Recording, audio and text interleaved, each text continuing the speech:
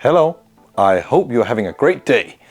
Today I want to show you the unboxing of the Synology DS220 Plus. This is a 2-bay unit and we are just gonna open this brown cardboard box and see what's in it. So let's dive in. I will not be setting this NAS up, but ooh, nice. But I will install some hard drives so we can see inside it. So it comes in this very nice dust bag to make it feel premium, I guess. We paid for the bag as well, remember that. So this is the unit. Can you see it? Can you see the unit? Nice. Has the protective cover here. We're going to peel that off. And this is some sort of ventilation. It has these, you can see through it, okay? So, and on the back here we can see we have a big giant fan that can ventilate our hard drives. Then we have 2 LAN connectors. These are both 1 gigabit connectors. This is a bit lower than you would expect today. You would probably expect 2.5 gigabit connections. But again, that's a choice from Synology. I don't know why they do this, but they always do this. And then we have a USB connection and we have the power supply connection or power supply plug. This is a 12 volt DC. And then we have the locking system. I don't remember the name of this. I will put it on the screen. But we have a locking system so you can bolt it down to your car or your foundation of the house or whatever you want. So this is here. On the side here we have ventilation, the Synology ventilation logo, and on the other side we also have ventilation logo. On the front we can see we have 1 USB input here, and if I remember correctly this is USB 3.2, and then we have the 1 button copy button here and the power button here.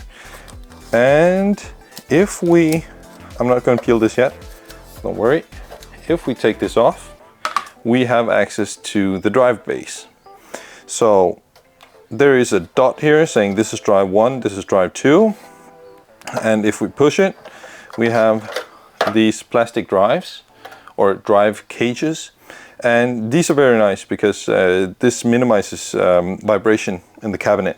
So that's why it's plastic. And let's just take them both out.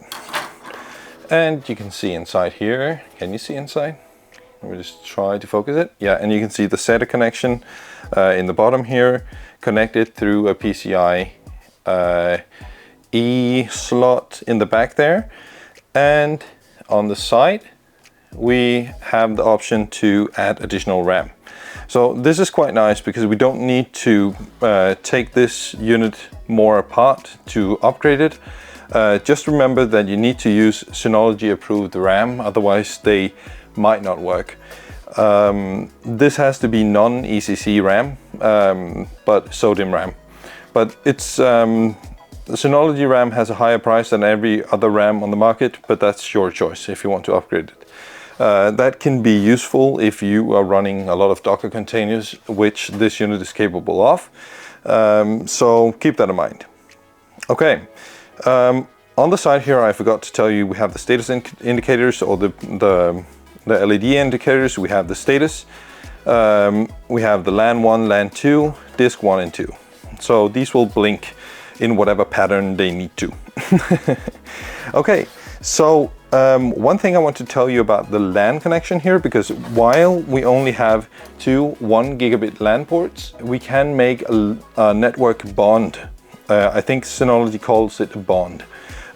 This is capable of balancing your traffic in a very simple way. So network bonding works in a way, so if you have 1 client connected and they consume 1 unit of bandwidth, then they will be put on one of the cables.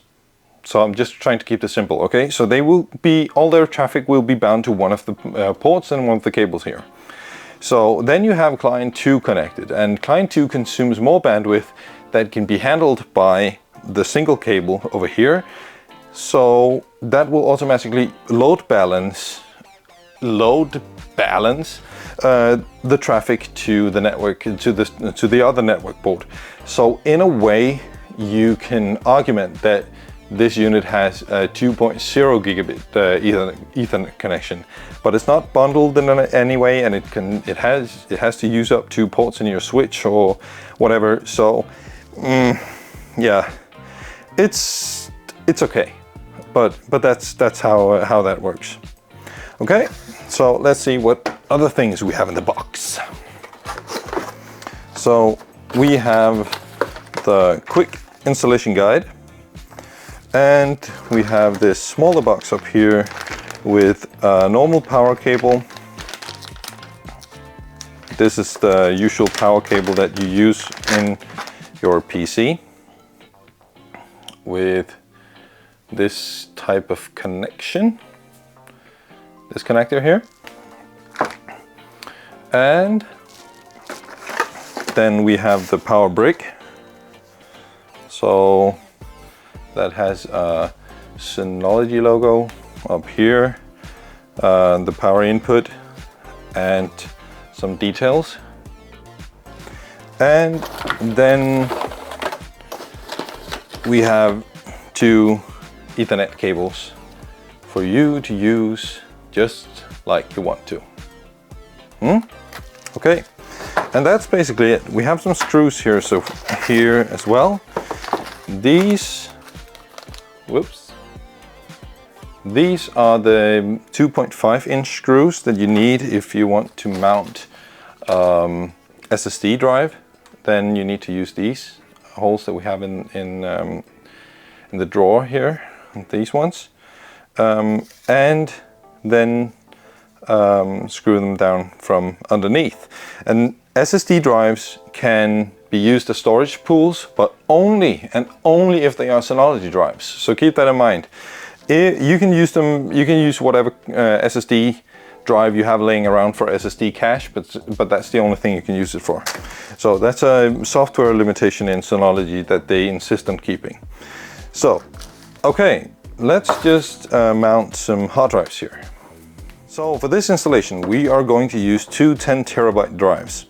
And Synology has this no tooling mounting system where you just peel these off. Then you put in the drive and you put this back in, if you can.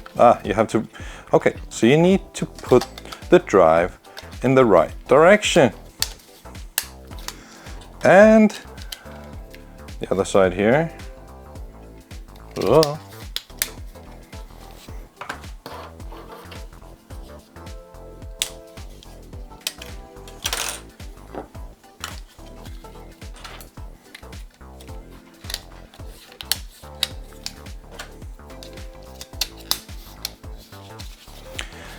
And that's it.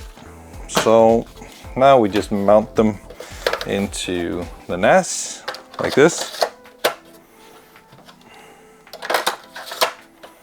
And we put on the front cover to make it pretty. And let's see if we can do this in a nicer way. Okay, so it's stuck on the other side here. So like this. Ta-da! Very beautiful. So that's it for this video. Thank you for watching, and if you have any comments or questions to the Synology stuff, let me know in the comments below. Otherwise, just like the video and hit subscribe if you want more of this, and have a very nice day. I hope you will be having a very, very nice day. A very nice day. Okay, that's it. Bye-bye.